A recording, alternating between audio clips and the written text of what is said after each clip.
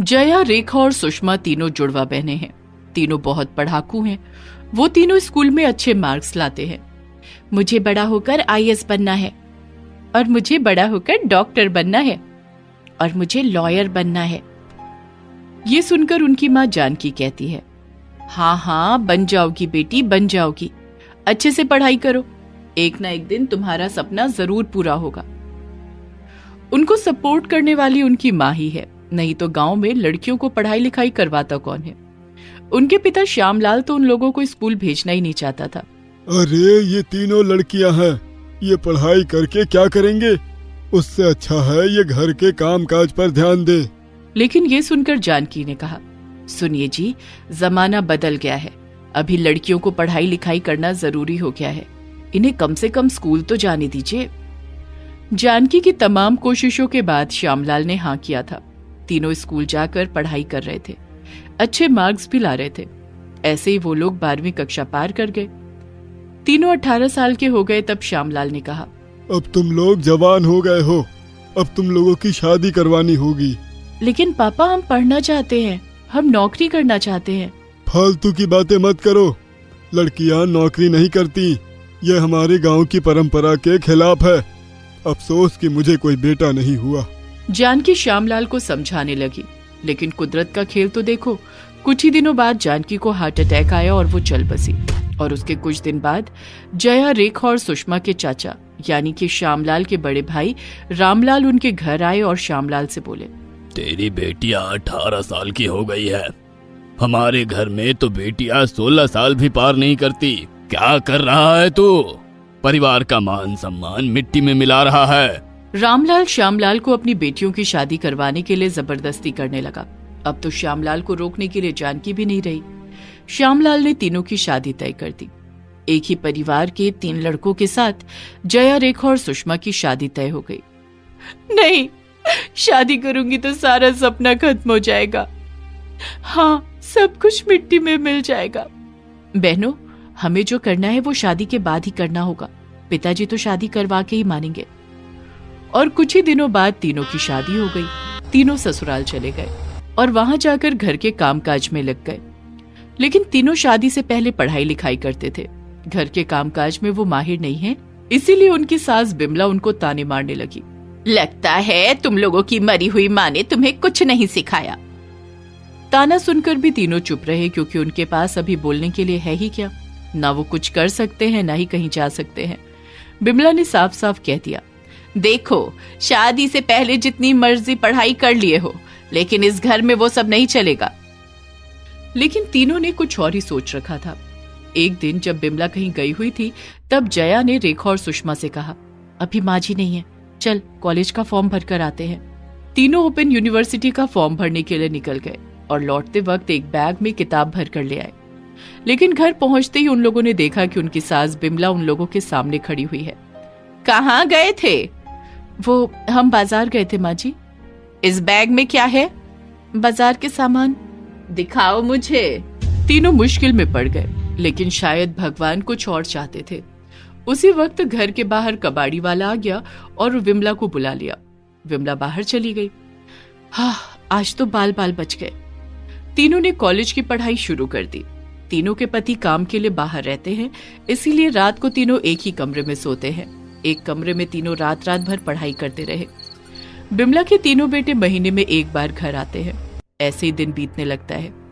उस तरफ तीनों बेटियों की शादी में दहेज देने के लिए श्यामलाल ने बहुत सारा पैसा कर्ज में लिया था, और वो भी उसके बड़े भाई रामलाल से। लेकिन बहुत दिनों के बाद भी वो कर्जा श्यामलाल लौटा नहीं पाया। यही तो चाहता था मैं। मुझे पता था कि श्यामलाल वो कर्जा कभी लौटा नहीं सकेगा। अब मैं उससे उसका घर, जमीन, जायदाद सब कुछ छीन लूंगा। रामलाल ने सचमुच श्यामलाल से सब कुछ छीन लिया। श्यामलाल रास्ते पर आ गया, लेकिन वो करे भी तो करे क्या। ये क्या मुसीबत आ गई? बेटियों की शादी करवाने के लिए मुझे रास्ते पर आना पड़ गया। वो रास्ते में घूमता रहा। उस तरफ जया, रेखा और सुषमा के साथ भी दिन ब दिन अत्याचार बढ़ने लगा। जया का पति घर लौटकर उसे मारने लगा। रेखा और सुषमा भी मार खाती रही। तेरे बाप ने हमें सिर्फ इतना ही दहेज दिया है, बाद में और देने का वादा किया था, लेकिन अभी तक हमें कुछ भी नहीं दिया। अपने बाप से बात कर, नहीं तो मार खा। तीनों ने अपने पिता से बात करने से अच्छा मार खाना ही समझा। ऐसे ही और कुछ दिन बीत गए। तीनों गर्भवती हो गई और इसके साथ ही उन लोगों के फर्स्ट सेमेस्टर का एग्जाम भी आ गया। कॉलेज से तीनों को एडमिट कार्ड भेजा गया, लेकिन पियन ने वो कार्ड बिमला के हाथ में दे दिया। ये क्या, एडमिट कार्ड? इसका मतलब ये तीनों छुप छुप कर कॉलेज में एग्जाम देने की तैयारी कर रहे हैं। और घर में हंगामा हो गया। तीनों को बहुत मारा गया और घर से निकाल दिया गया। तीनों ने निकलते वक्त एडमिट कार्ड और किताबें साथ में ले ली। अब क्या करे जया? हम लोग के सामने अब एग्जाम देने के अलावा और कोई रास्ता नहीं है। तीनों रास्तों पर रहने लगे। तीनों के पास 2-3 साड़ी थी। उन साड़ियों से घेर कर तीनों ने फुटपाथ में एक झोपड़ी बना ली और वहां बैठकर पढ़ने लगे। दिन में तीनों भीख मांगते रहे और शाम के बाद से स्ट्रीट लाइट की रोशनी में पढ़ने लगे। कई दिन ऐसे ही बीत गए, जब तीनों ने सिर्फ पानी पीकर अपना पेट भरा, लेकिन पढ़ना नहीं भूले। ऐसे ही उन लोगों ने फर्स्ट सेमेस्टर की परीक्षा दी और उसमें तीनों ने टॉप किया। कॉलेज के प्रोफेसर बहुत खुश हो गए। तुम तीनों बहुत अच्छे स्टूडेंट हो और तुम तीनों की कहानी भी बहुत दुखद है, इसलिए इस कॉलेज से तुम लोगों को स्कॉलरशिप दिया जाता है। तुम लोग आज से कॉलेज के ही हॉस्टल में रहोगी और मन लगा कर पढ़ोगी। तीनों को जैसे हाथ में चांद मिल गया। तीनों हॉस्टल में रहकर मन लगाकर पढ़ने लगे। हॉस्टल में कुछ काम करने के बदले खाना भी मिलने लगा। कुछ दिनों बाद तीनों की डिलीवरी भी हो गई। तीनों को बेटी हुई। तीनों बहनों ने अपनी बेटियों का ध्यान रखते हुए पढ़ाई जारी रखी और ऐसे ही तीनों ने कॉलेज पास कर लिया। और उसके बाद तीनों ने फैसला किया कि अब वो तीनों अपने बचपन का सपना पूरा करेंगे। जया ने आईएएस का एंट्रेंस एग्जाम दिया, रेखा ने डॉक्टर का एग्जाम और सुषमा ने लॉयर बनने का एग्जाम दे दिया। तीनों सेलेक्ट तो हो गए, लेकिन अब तीनों को और ज्यादा मुश्किलों का सामना करना पड़ा। अब हम रहेंगे कहाँ? इन बच्चों को लेकर हम कहाँ जाएंगे? कैसे पढ़ेंगे? दीदी, इंसानों ने हमें ठुकरा दिया है, लेकिन फुटपाथ ने कभी नहीं ठुकराया। हाँ, हम फिर से रास्ते में ही रहेंगे और वहीं पर छोटे बच्चों को ट्यूशन पढ़ाकर हम गुजारा करेंगे।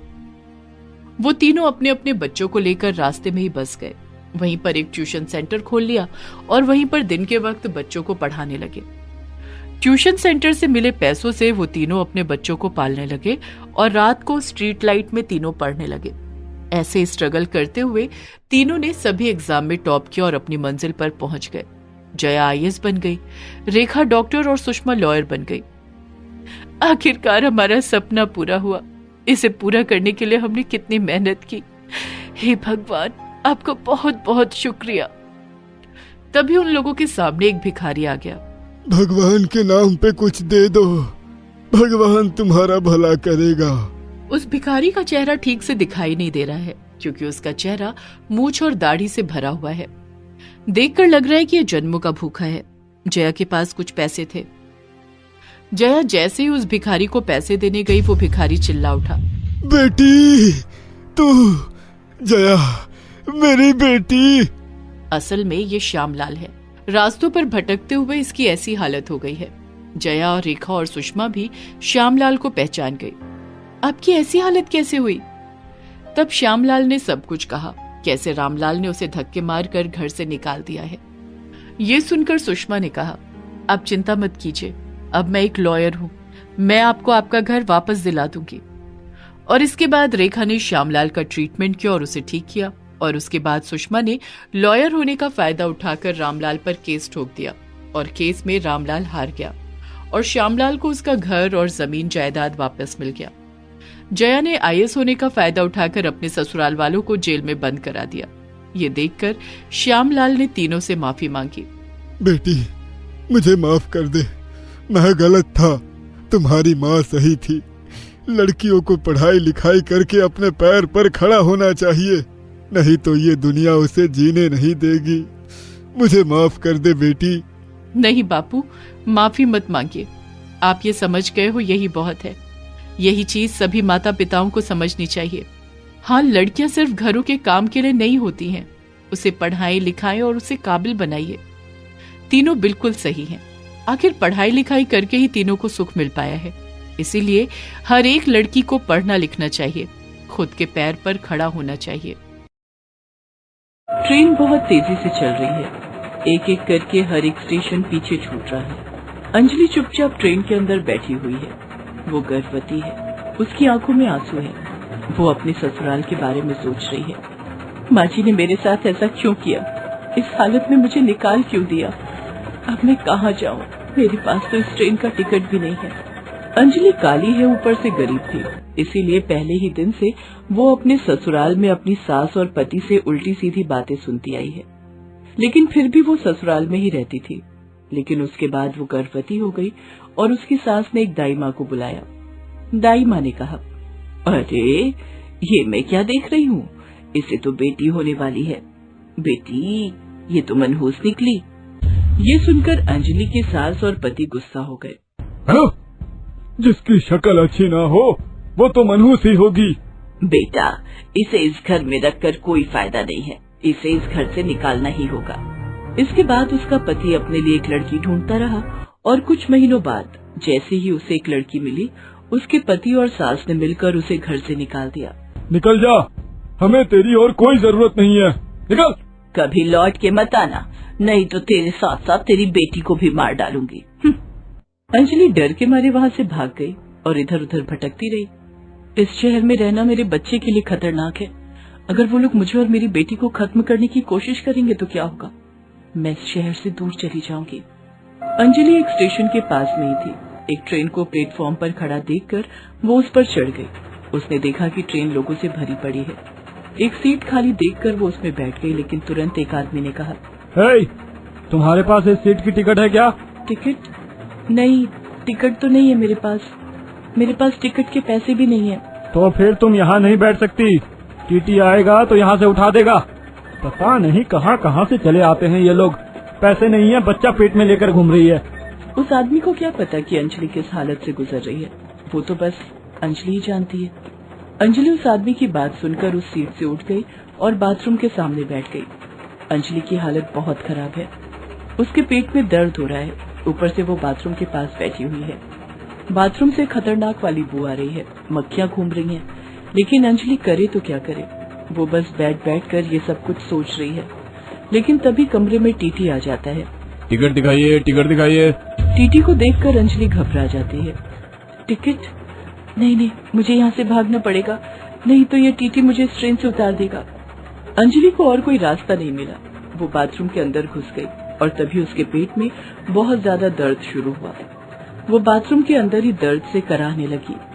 अरे बाप रे, इतना दर्द! लेकिन अंजलि ऐसी परिस्थिति में फंसी हुई है कि वो जोर से चिल्ला भी नहीं सकती। वो अपने ही अंदर दर्द से तड़पने लगी। उसका पेट और ज्यादा दर्द होने लगा और कुछ ही समय के अंदर उसे एक बेटी हुई। लेकिन तभी एक दुर्घटना हो गई। ट्रेन के बाथरूम का निचला हिस्सा खाली रहता है। उस खाली जगह से उसकी बेटी गिर गई, लेकिन गिरते हुए वो अटक गई। अंजलि ने उसका दाहिना हाथ पकड़ लिया। नहीं, बेटी, मेरी बेटी। तब अंजलि ने देखा कि उसकी बेटी के दाहिने हाथ में एक काला सा बर्थ मार्क है। लेकिन तुरंत ट्रेन ने स्पीड पकड़ी और उसकी बेटी रोते हुए ट्रेन से नीचे पटरी पर गिर गई। नहीं, ये नहीं हो सकता, मेरी बेटी। अपनी बेटी को बचाने के लिए अंजलि बाथरूम से बाहर निकली, लेकिन तभी टीटी ने उसे पकड़ लिया। अच्छा, तो टिकट के डर से बाथरूम में छुप कर बैठी थी। चल थाने चल, तुझे सबक सिखाता हूँ। अंजलि चिल्लाती रही। नहीं साहब, मेरी नवजात बेटी ट्रेन से गिर गई है। मुझे छोड़ दीजिए साहब, मुझे अपनी बेटी को ढूंढना है।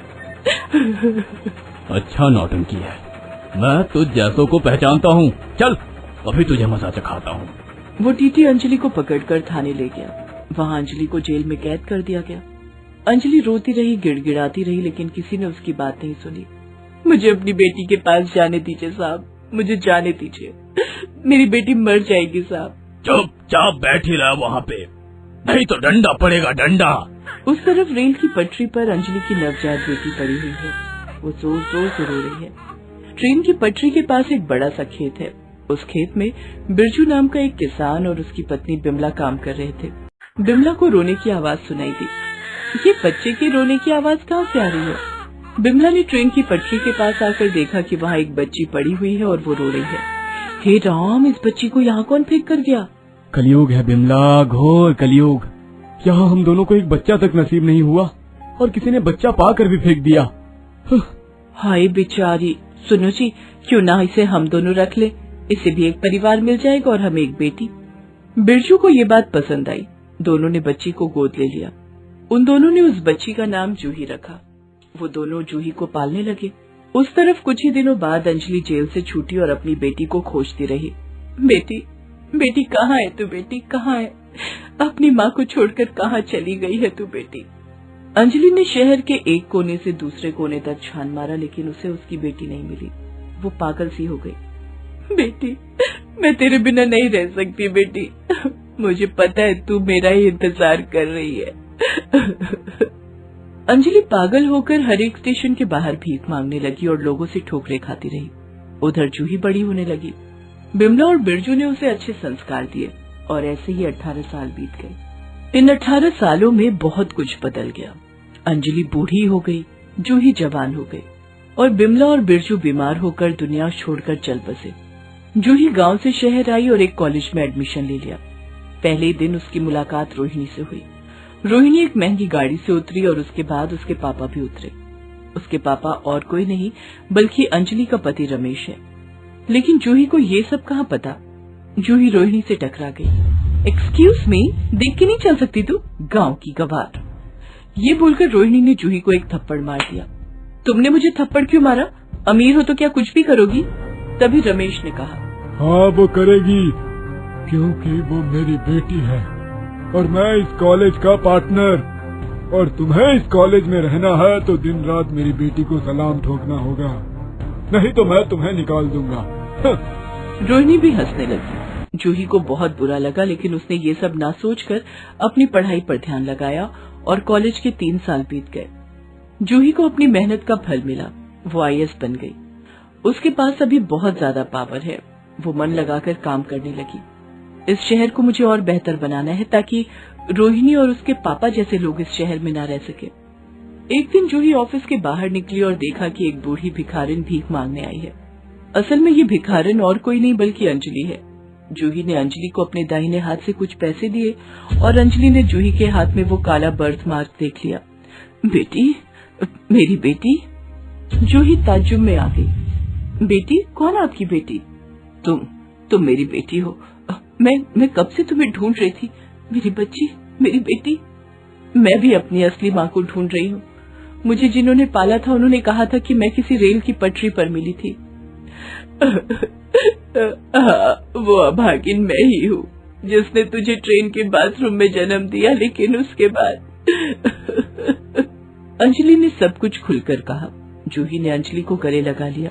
माँ, मेरी माँ, आप इतने दिनों से कहाँ थी, लेकिन आपको मुझे ट्रेन में जन्म क्यों देना पड़ा?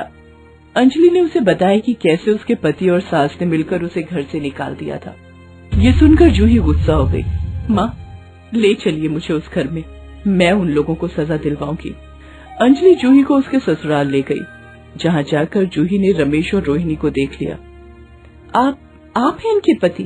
अंजलि, तुम कहाँ से टपक पड़ी? हाँ? रमेश ताज्जुब हो गया। अच्छा, तो आपने मेरी माँ को गर्भवती अवस्था में बाहर निकाल दिया था। आपकी माँ अभी जिंदा नहीं है, नहीं तो उन्हें भी मैं जेल भेजती। जूही ने रमेश को उम्र कैद की सजा दिला दी। रोहिणी ने सब कुछ खो दिया और रमेश की सारी प्रॉपर्टी अंजलि की हो गई। अंजलि बाकी जिंदगी आराम से बिताने लगी। उसे इंसाफ भी मिल गया और बेटी भी। जूही को उसकी असली माँ मिल गई। जिंदगी ऐसी ही होती है, चाहे जितने भी बुरे दिन क्यों न गुजरे, आखिरकार सब कुछ सही हो ही जाता है। दोस्तों, आप हमारे चैनल को जरूर सब्सक्राइब करें